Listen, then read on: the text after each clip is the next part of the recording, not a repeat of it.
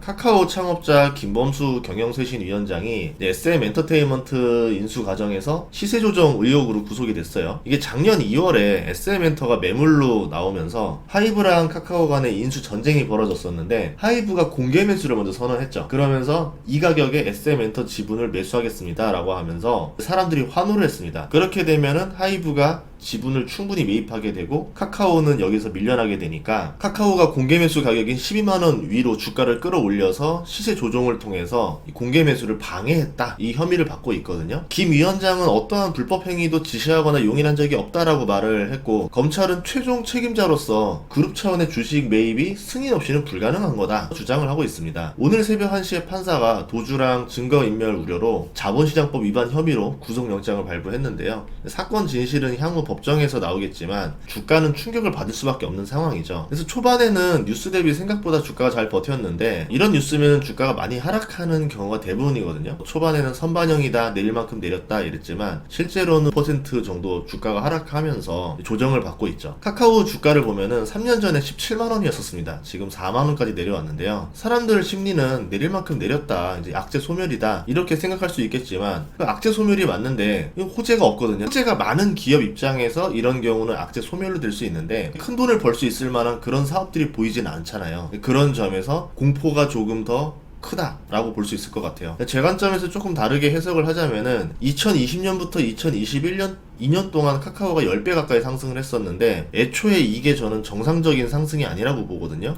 그때 광기가 붙었었어요. 당시 영업이익이 5천억 정도밖에 안 됐던 회사가 시가총액 75조까지 갑니다. 제대로 된 수출 없는 내수주, 그리고 급성장을 할 수 있는 어떤 사업 구조가 있는 것도 아닌데 PER이 150배를 넘어가죠. 수사를 해야 되는 부분은 여기가 아닌가 싶어요. 왜냐면 당시에 카카오랑 네이버 주가를 끌어올리는 여론이 형성되어 있었습니다. 세력들이 주가 올리기가 있었다라고 느껴지거든요. 그때 국민주라는 이름으로 시가총액 3위까지 올라갔었어요. 네이버는 시총 2위까지 갔던 시절이었습니다. 생각해보면은 그렇게 큰 돈 버는 사업이 아닌데 왜 우리가 이렇게 환호했었는가 이해가 안 가지만, 그냥 주가가 오르니까 환호를 했고 급등했던 주가는 결국 제자리를 찾으면서 많은 사람들이 피해를 보게 되는 거죠. 외인이 카카오를요 1만원대 사서 3만원까지 먼저 올렸었어요, 2019년에. 그리고 코로나 이후에 3만원에서 10만원까지 주가가 올라갈 때 외국인이 지분을 팔지 않고 있었습니다. 10만원 넘어가면서 17만원까지 지분을 매도하기 시작하죠. 이때 많이 매도하고 또 주가가 내려가면서 또 계속 매도를 해요. 보통 세력들은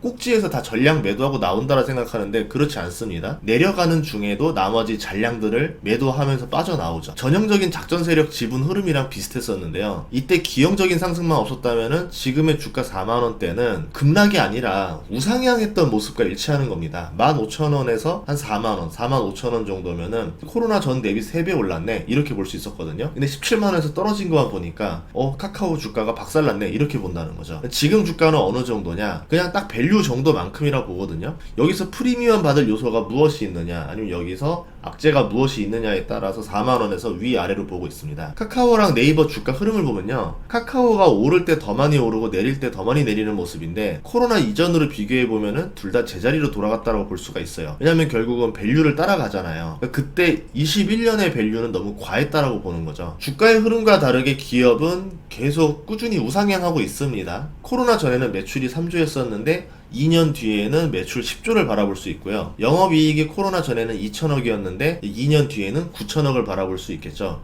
2년 뒤에 PER을 제가 주로 보는 편인데 이때는 PER이 28배 정도가 나옵니다. 기업에 따라서 성장률에 따라서 비싸다 나쁘다라고 표현할 수 있는데 지금 주가는 적절하다라고 볼 수 있을 것 같아요. 카카오의 호재가 될 만한 게 무엇이 있느냐가 되게 중요한데요. 저는 불필요한 계열사를 정리하는 게 중요하다고 봅니다. 그렇게 해서 현금을 쌓고 주력 사업으로 재편하는 거죠. 카카오도 전략자산을 분류했는데 카카오 게임즈, 그리고 이제 SM 엔터, 카카오 페이, 카카오 골프라 불리는 카카오 VX를 매각할 수 있다라고 봤고, 카카오 뱅크는 팔 수 없다라고 해놨습니다. 아무래도 이제 뱅크 쪽은 팔기가 쉽지가 않기도 하고 피코마도 워낙 성장 산업이라서 팔지 않겠다라고 본 것 같아요. 근데 문제는 지금 시점에 게임이든 엔터든 페이든 모두 제값을 받을 수가 없다라는 점이에요. 그리고 카카오랑 연동되어 있기 때문에 매력이 있었던 거지, 이제 카카오를 떼고 나면은 카카오 게임이나 카카오 페이를 사갈 사람이 있을지 모르겠습니다. SM 엔터는 지금 엔터즈 주가 주가가 박살난 상태이기 때문에 지금 팔면 안 되겠죠. 나중에 팔면은 괜찮을 수도 있겠죠. 반면에 은행은 팔면 살려는 수요가 많아서 은행주들 주가가 오른 상태라 가격을 좀 받을 수 있지 않을까 생각을 합니다. 어쨌든 총수가 구속되고 나면은 의사결정에 한계가 있어요. 투자, 인수, 매각, 전략, 인사 모든 면에서 브레이크 다 걸리고 지금 카카오 같은 경우는 대대적으로 변신을 하는 시기잖아요. AI도 진출해야 되고 계열사도 정리해야 되고 시스템도 자율경영에서 중앙집권으로 땡겨오고 있었고 이런 상황에서 총수가 구속이 됐다라는 거는 의사결정에 상당한 브레이크가 걸릴 거다라고 보고 있습니다. 어느 수준이냐면 지금 기업은 마라톤을 하는 중인데 달리기를 멈추는 거랑 비슷하다 보면 돼요. 그러면 경쟁사는 훨씬 더 멀리 뛰게 됩니다. 1등을 해야 시장을 독점하는 곳이 플랫폼인데 여기서 멈춘다는 거는 굉장한 리스크가 될 수가 있겠죠. 카카오가 해야 되는 일은 두 가지가 있습니다. 하나는 이제 해외 진출이고 내수용 문어발이라는 오명을 벗어야 됩니다. 해외에서 돈을 벌어올 수 있는 기업들이 되어야 되고 두 번째로는 불필요한 계열사들을 더 많이 정리해야 돼요. 많이 정리했지만 아직도 100개가 넘어요. 대한민국 육군 사단장보다 카카오 대표이사가 3배나 됩니다. 아직 법정 판결이 난 건 아니기 때문에 김범수 위원장이 다시 돌아올 수도 있는데 카카오 입장에서는 적법한 장래 매수였다. 시세 조정이 아니다 라고 말을 하는데요. 당시 사건에 대한 특사경 주장을 들어보면은 카카오가 2,400억을 투입해서 SM 주가를 공개 매수 가격 위로 올렸다는 점, 두 번째는 5% 룰 위반이에요. 지분의 5% 이상을 보유하면은 공시를 해야 되는데 그럼 지분 매입 움직임이 공개가 됩니다. 그렇게 되면은 주가가 올라버려서 지분을 충분하게 확보할 수가 없겠죠. 카카오와 카카오엔터가 지분 4.9%를 확보하기 전에 기타 법인으로 지분을 보유한 정황이 있다. 의혹을 이야기했던 신문 기사가 있었습니다.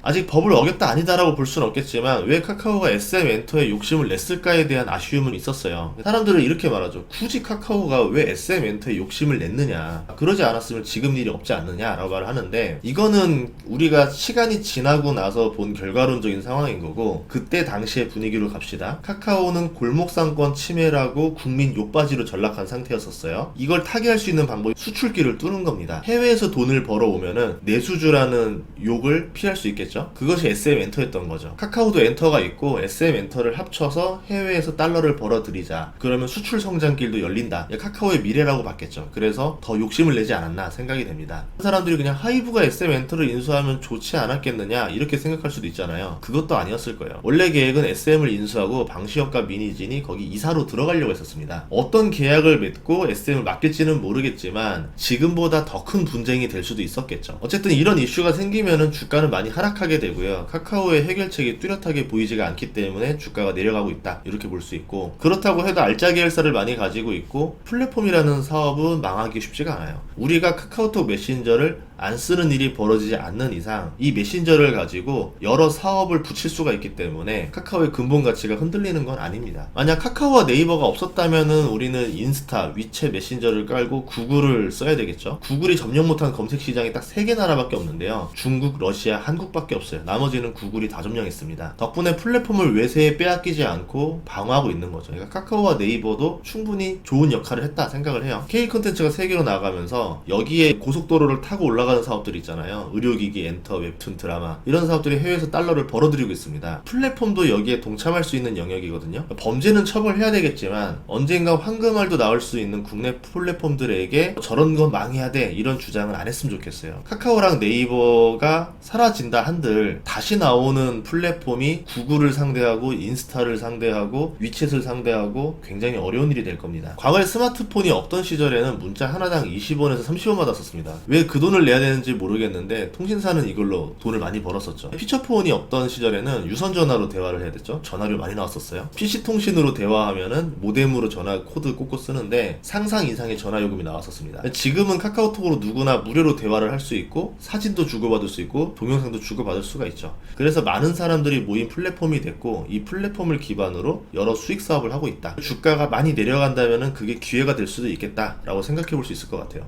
투자의 아이디어로 잡자면은 카카오가 여러 알짜 계열사를 매각하려고 할 겁니다. 그거를 잘 줍는 기업은 고속 성장을 할 수도 있겠죠. 카카오에 투자하지 말고 카카오의 알짜 계열사를 인수해 나가는 기업들이 돈이 될 수도 있어요. 예를 들어서 삼성이 옛날에 계열사를 싹 정리할 때 삼성 테크인 같은 거를 정리했잖아요. 그거를 한화가 인수해서 만든 게 한화 에어로스페이스잖아요. 그렇게 돈을 버는 기업이 나올 수도 있다라는 거죠. 예를 들어서 카카오 VX 골프를 매각하면 누가 인수할 수 있을까요? 이게 독점이 문제가 될 수 있는데 만약에 다른 기업이 아니라 골프존이 인수하게 되면은 스크린 골프 시장부터 예약까지 골프 관련 시장을 꽉 쥐게 됩니다. 가격 결정권을 가지게 되겠죠. 그러면 나중에 이익이 상승할 수도 있어요. 하나의 예시를 보여드린 거고, 이런 이슈가 발생했을 때는 알짜 매물을 헐값에 가져갈 수 있는 기회가 될 수도 있거든요. 이런 걸 쳐다볼 필요도 있지 않을까 생각을 합니다. 다음 시간에도 좋은 정보로 찾아뵙겠습니다. 구독과 좋아요, 알림 설정 부탁드릴게요. 고맙습니다.